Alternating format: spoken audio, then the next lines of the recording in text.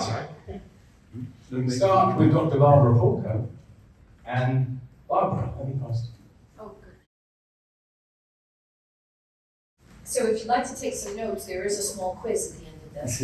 All right. So we entertained the question of sustainability reporting. And actually the question was written of sustainability or ESG reporting. What we have found at our university as we're moving away from using ESG because it's become such a politicalized topic. So we now represent sustainability as it in itself is a framework for discussion. So with that said, we discussed about how sustainability has been progressing. Is it working, which was the way that the question was originally phrased? And do we feel that it's moving at a pace or at a cadence that we're comfortable with? So that's what we started with, and it really went all over the place in terms of some of the feedback.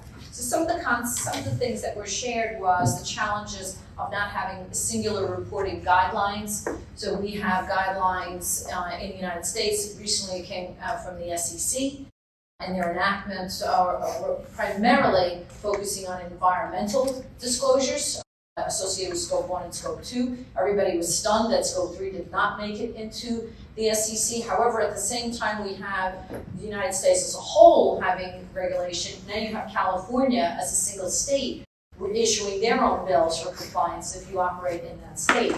And their requirements are far more expansive than what the SEC has asked. So you've already got complexities and you haven't even left the country.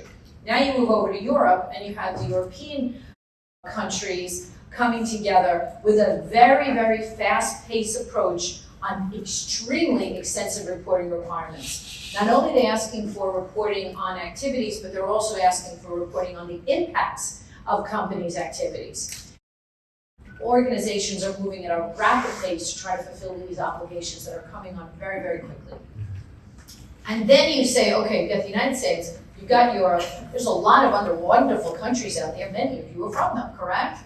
And then you're likely looking at the ISSB, which now houses what is known as the SASB standards. So that's your landscape. You can also think about another reporting guideline called the GRI, Global Reporting Initiative, which is the oldest, over 25 years old, and that has been sort of the underpinning of the European guidelines. So that's a challenge in itself, correct? So if we stand back and we say, is ESG reporting, or as we say, is sustainability reporting disclosures working? Well, it's happening, and that's a big deal. Some of the comments on our table were, is it accomplishing what it was set to accomplish? And then we had a nice conversation about, well, what was it really supposed to accomplish? Well, I think it is, one, supposed to raise the awareness of the activities being engaged in corporations, even in nonprofit organizations or other types of institutions. Yeah, so it is doing that. Is it accomplishing change? In some ways, yes, but at a pace that we feel comfortable with. Some of our friends, our new friends at the table were saying that we're still faced with some significant challenges in terms of global warming, environmental. Are we meeting the Paris Accord of 1.5, 2.0 global warming? Are we, in fact, achieving sustainable development goals? All of these things that have been introduced as part of this long and wide dialogue, are we matching them, are we meeting them? So those are some comments on that space.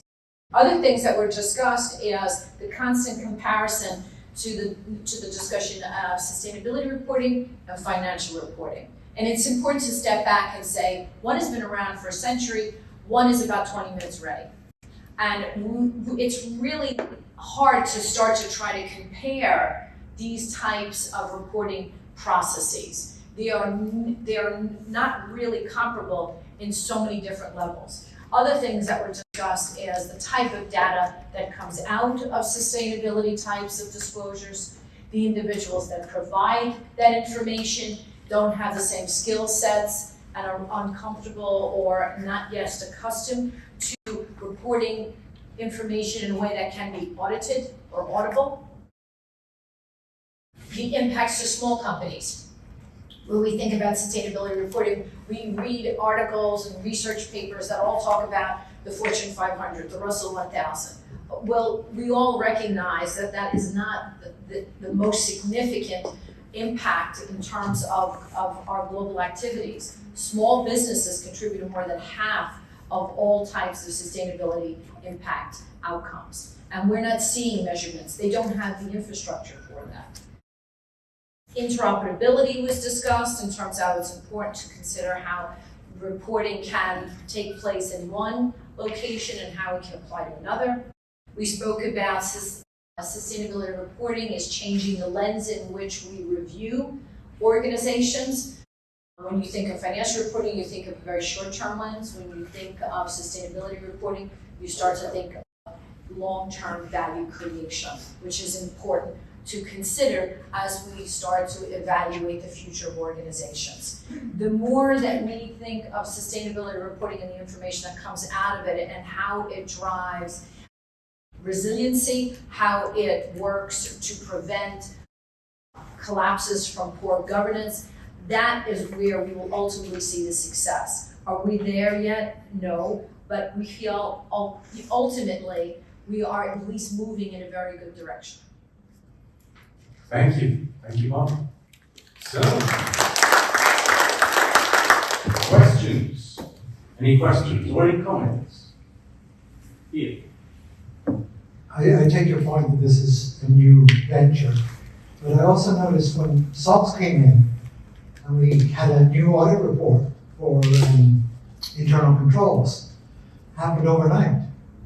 Yes, but the auditing function was already in existence since 1933, the 1934 Exchange Act.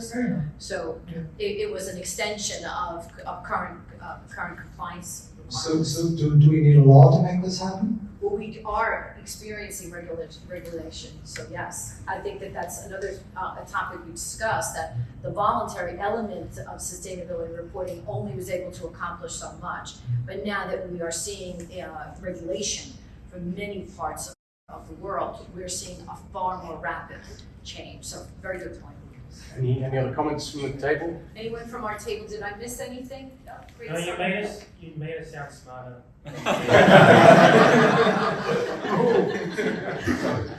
So anything else on sustainability before we? Oh. I thought, Frank, you were going to pretend you were on my table if it didn't. But at least that's what you said. So the change to sustainability from ESG, right? Because politics. Yes. Does that broaden the reporting? So beyond what ESG is originally intended, or No, I think that everything was spoken? no, it's a very good point. I appreciate it. Sustainability is the framework in which ESG reports on. So there's simply the elements to it, the categories of it.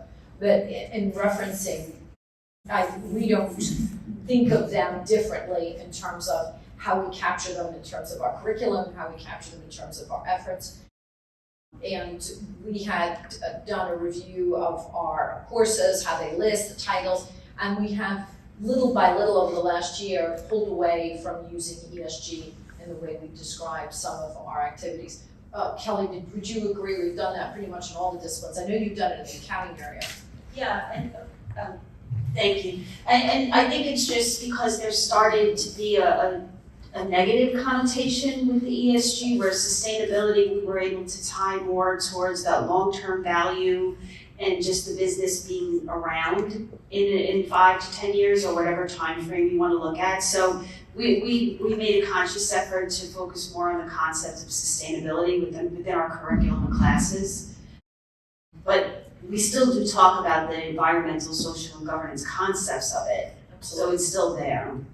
We have a responsible business leadership center here at the university. It's called RBC. And we were at an event, myself and others, which was not a global event, it was actually a US event where deans came from all over. And some of them were sharing that when they were creating initiatives around, if I may use the word ESG or the initials ESG, and they used it to title centers, to title programs. And they regret it because they're trying to figure out how they're going to do this rebranding. And I was with a colleague from one of the other Jesuit schools, and he leaned over and he goes, I wish we had called ours like a responsible business center or a sustainability, institute, because now we're stuck with this ESG, and it's not representing what we were trying to accomplish, which is long-term value creation and considerations. Thank you, Cal. Excellent, thank you. Anything else? One question, Peter. I'm not going to say anything this time, I'm just going to pass you the mic. Whatever happened to triple bottom line? Triple bottom line exists if you consider the economic element of it, and that. Why did the triple bottom line itself never go anywhere? Well, I mean, ESG, to my mind, was something that was a con game to get profit out of the issue of sustainability and what the heck's the other one? Senior moment. No, but you got me a con game.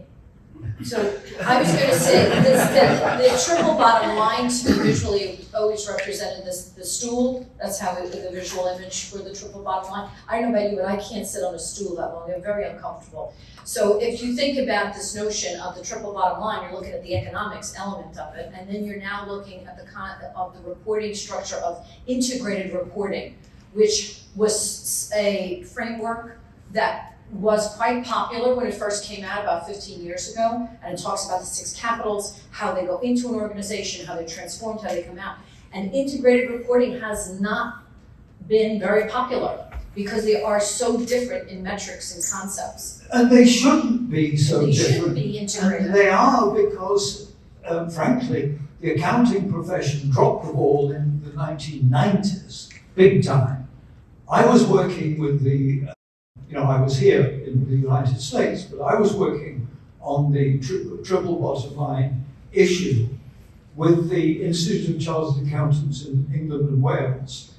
And there was a team that was working on this, and somebody somehow fired everybody in that team, and it ended.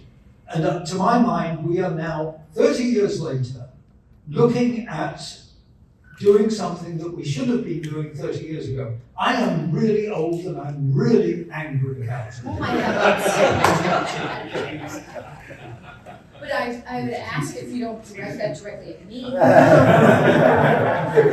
trying our best. I needed to duck away from some of that, but no, it's fine. But thank you for sharing your anger and frustration. I think that being in a accounting profession, we often have that emotion pretty much every day. So I appreciate the context. Angry from chipping Salisbury or something. Oh, it's lovely. So It's a pleasure to have you. thank you, Barbara. Thank you once again.